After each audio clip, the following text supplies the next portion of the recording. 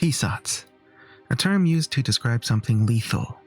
In the world of Henshin Heroes, we use HISSATSU to describe the decisive techniques used to bring an arduous fight to a climactic end. The Ultraman series, since its beginnings, took the idea of these finishers and blew it up 12 stories high with a variety of spectacular techniques. The newest 2023 Ultraman series, Ultraman Blazar, is no different when it comes to high-quality HISSATSU. In fact, with just the first half of the series, we have already seen some of the most thrilling finishers the franchise has ever seen. Hello fellow heroes, I'm Action Smacchan, the 2-in-1 hero made up of a virus from the 70s and a guy who likes to watch things. And today I'm counting down the top 5 finishers in Ultraman Blazar chosen among the first 12 episodes.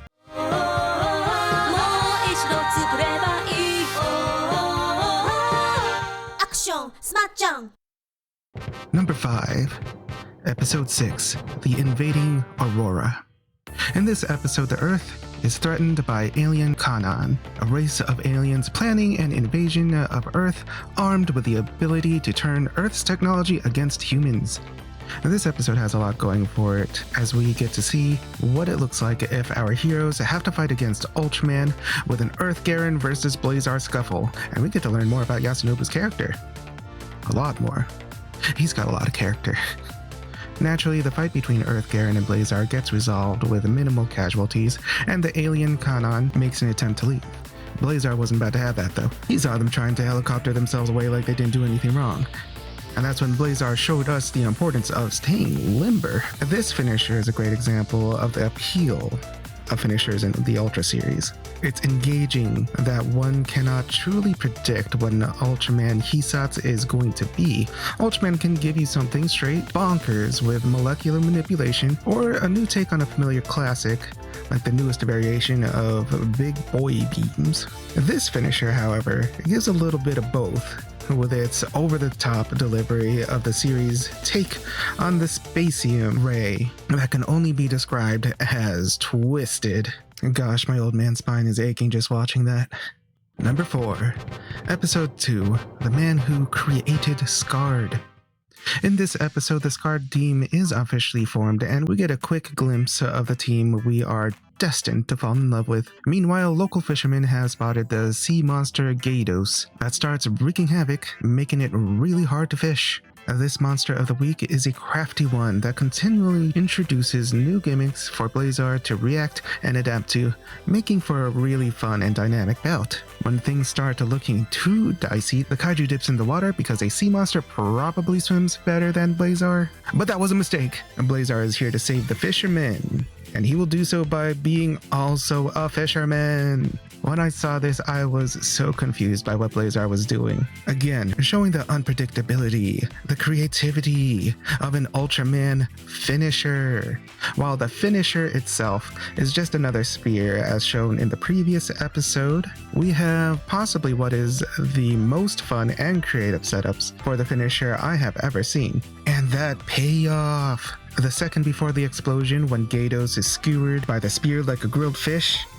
Kinda disturbing, but also hilarious. It's really this mixture of style and camp that makes this HISSATSU one of the greats. Number 3. Episode 9, Planet of Music. This episode that revolves around aliens who have descended upon Earth to set up a beacon that signals Garurumon to come and destroy it, but start to have second thoughts after discovering music, may be considered not just one of the best episodes Ultraman Blazar has to offer, but one of the best episodes of the franchise. It not only tells the story of how music changed the lives of the aliens when they first discovered it, but also demonstrates the power of music as the episode's orchestrated versions of the original Ultra Q compositions take us to a different time, place, and show. The battle against Garurumon was a total struggle with no attacks able to penetrate its abrasive defenses. Yasunobu straight up almost died while trying to fight it. Victory really came down to Henri's connection to music and the aliens playing it to create the opportunity to take down this kaiju. And as soon as that opening was there, Blazar knew what to do. He pulled out that crazy saw that we got from the previous episode, showed us that he can use 2 of them, and started doing what saw blades do. But that wasn't enough. This kaiju was a real jerk this entire episode. Just ask Yasunobu. So Blazar lifted this thing into the air with the blades still digging in until that sucker exploded into a million pieces. So satisfyingly brutal. While it was satisfying for Blazar, who had to struggle through that fight, it did nothing to break the somber mood set by Henri having to fight aliens whom she had emotionally connected with. There's other entries in the Ultra series that were not able to maintain the somber mood while owning the climactic resolution to the battle. So it's really impressive to see it achieved here with Blazar and his rainbow saws. Oh, speaking of the rainbow saws, number 2. Episode 8, Rainbow Appears Part 2. Episode 8 brings an epic conclusion to a 2-part arc where Gento's old professor summons an extremely powerful kaiju to restore the balance between humanity and the kaiju kind. During this arc, we begin to question Gento's stance in the constant struggle between humanity and kaiju as the professor calls out humanity for disrupting the peace in nature. In the episode prior, Blazar and the Scarred team were not handling this fight, and it seemed like the monster only got stronger as time went by. The struggle was so real that Blazar even had to tap out in part 1. The victory against the kaiju and professor for this arc took resilience and a whole lot of teamwork.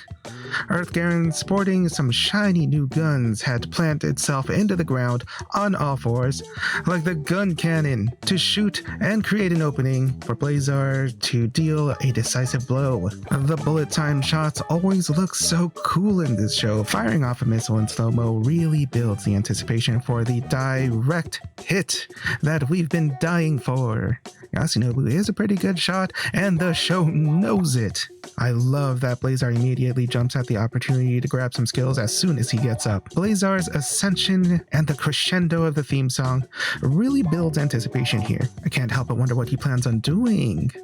Why is he grabbing at the rainbow? What's he going to do when he grabs it? As we said before, the surprise when it comes to Ultraman finishers is a key factor for the appeal of the fight, and the build-up here feels great. When we get the reveal of what Blazar pulls out of his sleeve, it's a new spin on a classic. Ultraman has had energy buzzsaws before, but it's never looked so gorgeous. Look at that danger rainbow! It's a rainless danger bow!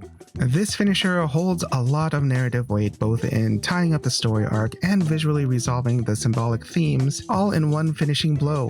When Blazar lobs that sucker, we get another glance at the horizon in the battlefield. Half of the background is grayed out, much like the professor's palette, while the other half is the blue sky, a color we associate with Gento and the Scarred team's uniforms. These two colors were in a stalemate as the battle waged on, but when our much-anticipated HISSATSU struck, the world was bathed in rainbow, unifying all colors, even the ones we did not consider. Such a meaningful finisher can bring a tear to my eye. Exactly 1. Speaking of things that are 1, number 1. Episode 12, Let's Go Blazar! Of course, we had to top this list with an epic conclusion of the first half of the season. In just this episode, we get callbacks from throughout the show so far. We get Gento's team from before Scarred. We get those guys that made the cool Blastoise cannons. We get Garumon, and so much more. The Scarred team gets chewed out for not being able to beat this Starro-looking thing in the last episode. The team starts questioning if Blazar is even able to be trusted as an ally since he acted against the Earth Force's endless supply of missiles recently. Gento also doesn't believe in Blazar because he doesn't feel in sync with Blazar's intentions either. But we do figure out that we all want the same thing here. We all want to protect people. That's what superheroes are about, baby. Before we get to the finisher, we have to get to the toy. Literally, too. They showed a commercial for the toy sword in the previous episode before we even knew there was going to be a sword, even though I totally wanted there to be a sword.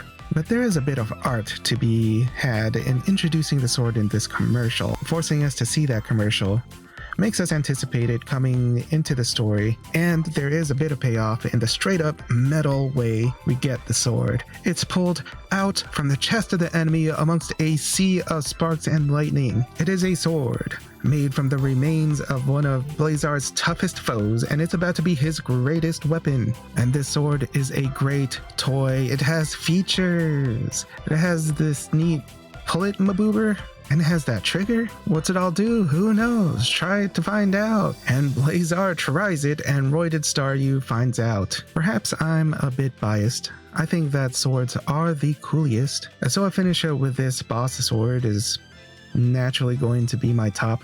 But look at that finisher. He breaks that Masahiro Sakurai Sora Limited branded shield, and then he goes in for a slash. It's not just a slash, but it's a slash from a 40-meter man moving as fast as a bolt of lightning, cleaving right through the hide of the kaiju like butter. It's actually impossible for me not to place this as my number one.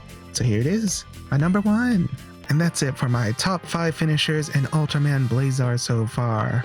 These are truly some of the best in the franchise. They're not only visual spectacles that can only be achieved by a production that started years before the series is airing, but these HISSATSU techniques carry a lot of narrative weight that lead to truly surprising and satisfying conclusions. Are there any other Ultraman Blazar finishers that you think should be considered for the top 5 that we did not include here? Let us know in the comments. If you had fun along with us, feel free to like and share this video, and make sure to subscribe to see more content like this coming up. If you want to support what we're doing and show off your fellow hero status, check out the Action Smacchan merch shop.